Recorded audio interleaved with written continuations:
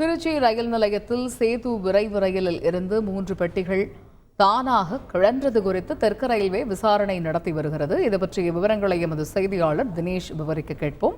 முழு விவரங்கள் என்ன தினேஷ்? விரிவாக விவரிங்க. வணக்கம். அதாவது வண்டி எண் 22662 ராமேஸ்வரத்தில் இருந்து சென்னை எழும்பூர் வரை செல்லக்கூடிய சேது விரைவு வண்டி ராமேஸ்வரத்தில் நேற்று இரவு சரியாக 8:20 மணிக்கு புறப்பட்டுள்ளது. அந்த வண்டியானது ராமநாதபுரம், காரைக்குடி, புதுக்கோட்டை வழியாக திருச்சிக்கு சரியாக 1:15 மணிக்கு வந்த வண்டியானது ரயில் நிலையத்திற்கு முன்பாக அந்த மேம்பாலத்தினுடைய அருகே சேது எக்ஸ்பிரஸ் வண்டியினுடைய கடைசி 3 பெட்டி தாமாக கலந்துள்ளது.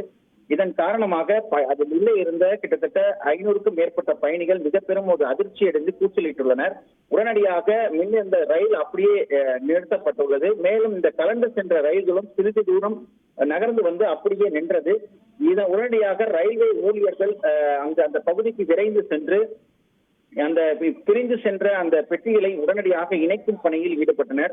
இதன் காரணமாக 1:10 மணிக்கு 1:15 மணிக்கு இந்த திருச்சியிலிருந்து புறப்படக்கூடிய அந்த ராமேஸ்வரம் வண்டியானது 2 மணிக்கு திருச்சியிலிருந்து புறப்பட்டது. இதன் காரணமாக அரை மணி நேரத்திற்கு மேலாக தாமதமாக சென்னை எழும்பூருக்கு காலை 7:40 மணிக்கு வந்தடைந்தது.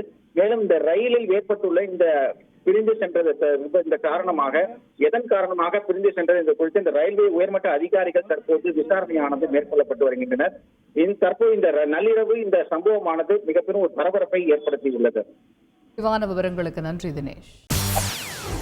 செய்திகளை உடனுக்குடன் தெரிந்து கொள்ள உடனே சப்ஸ்கிரைப் பண்ணுங்க.